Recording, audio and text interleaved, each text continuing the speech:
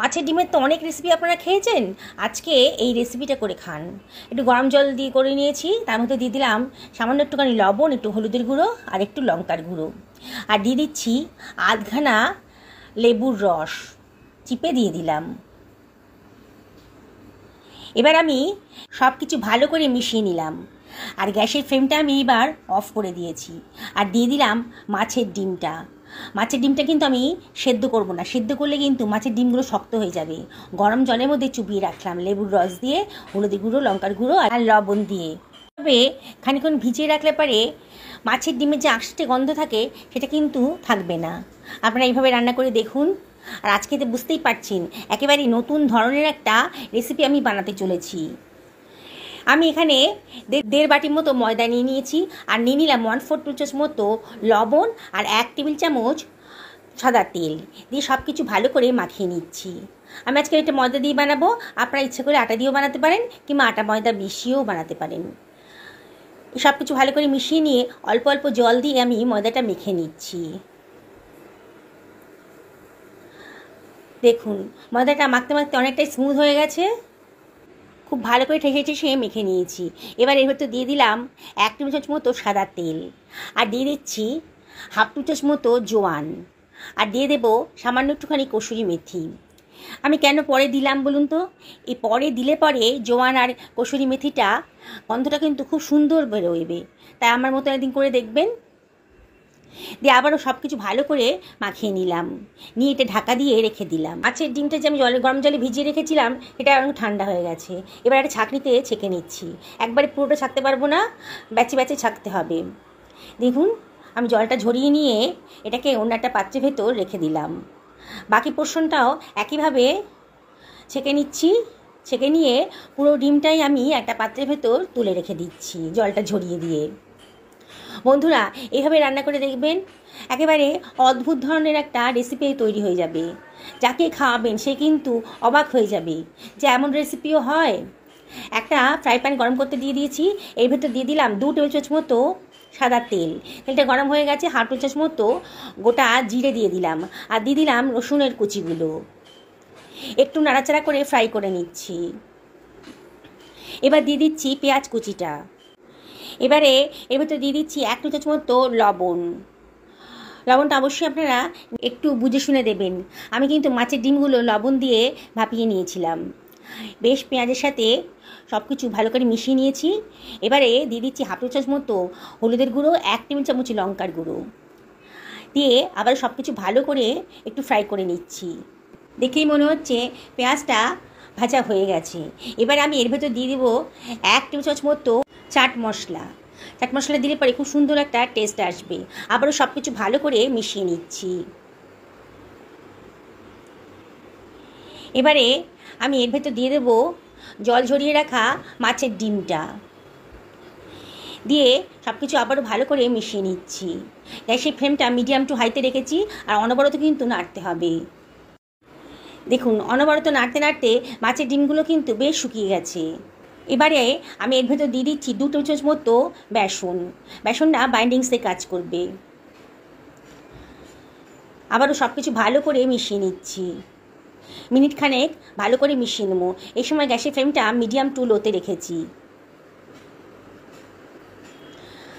বন্ধুরা রেসিপিটি যদি ভালো লাগে তাহলে লাইক, শেয়ার, কমেন্ট করতে কিন্তু ভুলবেন না। আর নতুন বন্ধুদেরকে আমি রিকোয়েস্ট করব আমার চ্যানেলটা সাবস্ক্রাইব করার জন্যে। পাশে থাকা বেল আইকনটা অবশ্যই ক্লিক করে দেবেন, তাহলে আমার রান্নার নোটিফিকেশানটা আপনারা চটজলদি পেয়ে যাবেন। আমার হয়ে গেছে, আমি এটা ওভেন থেকে নামিয়ে একটা থালার মধ্যে রেখে দিয়েছি, এখনও কিছুটা গরম আছে। এইবারে আমি এর ভেতর দিয়ে দিচ্ছি লেবুর রস। আধখানা লেবুর রস এর ভেতর দিয়ে দিলাম। এরকম করে বানালে পরে মাছের ডিমের যে আঁশটে গন্ধটা একেবারেই কিন্তু থাকবে না।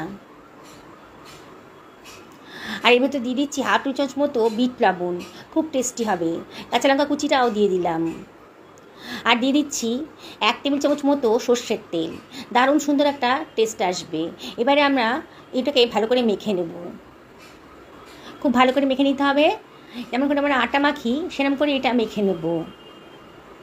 বন্ধুরা মাছের ডিমের তো অনেক রেসিপি আপনারা খেয়েছেন, আজকে এইরকম করে বানিয়ে খান। এটা একেবারেই নতুন ধরনের। দেখুন খুব ভালো করে মেখে নিয়েছি। এবার আমি লেচি কাটার মতন করে গোল গোল করে লেচি কেটে রেখে দিচ্ছি। তাহলে আমার এই পুরগুলো রেডি করা থাকলে পরোটাটা বানাতে আমার খুব সময় সুবিধা হবে আর কি। দেখুন এইভাবে আমি গোল গোল করে পুরগুলো রেডি করে রাখলাম। ভাবা যায় মাছের ডিমের পরোটা, অনেকে শোনেনওনি, খাওয়ানোনি হয়তো। আজকে আমার মতন করে বানিয়ে নিন। আমার ময়দাটা অনেকক্ষণ মাখা হয়ে গেছিলো, আবার একটু মেখে নিলাম, নিয়ে গোল গোল করে লেচি কেটে নিচ্ছি। আমরা নর্মাল যে রুটি খাই তার থেকে একটু বড় সাইজের লেচি আমি কাটেছি।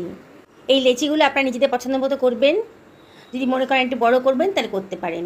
এবার লেচিতে তেল দিয়ে আমি এটাকে একটু বাটির মতো শেপ করে নিচ্ছি।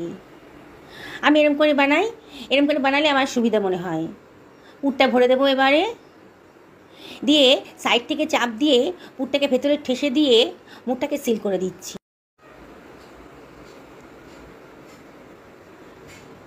তারপরে পুরো মুখটাকে জড়ো করে ওপর থেকে চাপ দিয়ে ঠেসে ঠেসে দিলাম।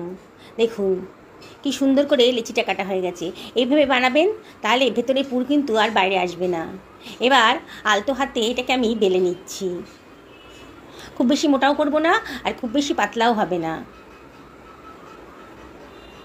দেখছেন তো বন্ধুরা, কি অদ্ভুত ধরনের একটা রেসিপি আজকে চটজলদি তৈরি হয়ে যাচ্ছে। যাকে খাওয়াবেন না এই পরোটাটা, সে তো অবাক হয়ে যাবে। মাছের ডিমের তো অনেক রেসিপি খেয়েছেন, কিন্তু মাছের ডিমের পরোটা ভাবাই যায় না। আমি আর একটাও বানিয়ে নিচ্ছি। এইভাবে আমি সমস্ত পুরগুলো ভরে ভরে পরোটাগুলো লেচিগুলো রেডি করে রাখবো। আপনারা এইভাবে বানিয়ে ফ্রিজেও রেখে দিতে পারেন, যখন ইচ্ছা হবে তখন কিন্তু গরম গরম ভেজে দিতে পারেন, বেলে নিয়ে ভেজে দিতে পারেন। রাত্রে যদি রেডি করে রাখেন, সকালে জলখাবারেও কিন্তু আপনারা চটজলদি এটা বানিয়ে দিতে পারেন। একটা ফ্রাই প্যান গরম করতে দিয়ে দিয়েছি, একটা পরোটা আমি দিয়ে দিলাম। 30 সেকেন্ড বাদে পরোটাটাকে উল্টে দেব। এই পিঠ পিঠ ভালো করে প্রথমে তেল ছাড়াই ভেজে নেব, যাতে ভেতরটা কাঁচা না থাকে। আর এরকম করে ভেজে নিলে পরে তেলটাও অনেক কম লাগবে যখন ভাজবো আর কি। এবার ওপর থেকে 1 টেবিল চামচ মতো তেল দিয়ে দিলাম। দেখুন সুন্দর একটা কালার কিন্তু চলে এসেছে। এবার আবারও ওপর থেকে উল্টে দিয়ে আবারও 1 টেবিল চামচ মতো তেল আমি দিয়ে দিচ্ছি। এভাবে চেপে চেপে পরোটাটাকে ভেজে নেবেন। দেখুন পরোটাটা কিন্তু বেশ ফুলে ফুলে উঠেছে। দেখুন কত সুন্দর করে পরোটাটা কিন্তু ভাজা হয়ে যাচ্ছে, সুন্দর একটা কালারও এসেছে। এইভাবে বাকি পরোটাগুলো আমি ভেজে নেব। পুরনো বন্ধুদেরকে অনেক ধন্যবাদ, তাদের সাপোর্টের জন্যই এত দূর আসতে পেরেছি।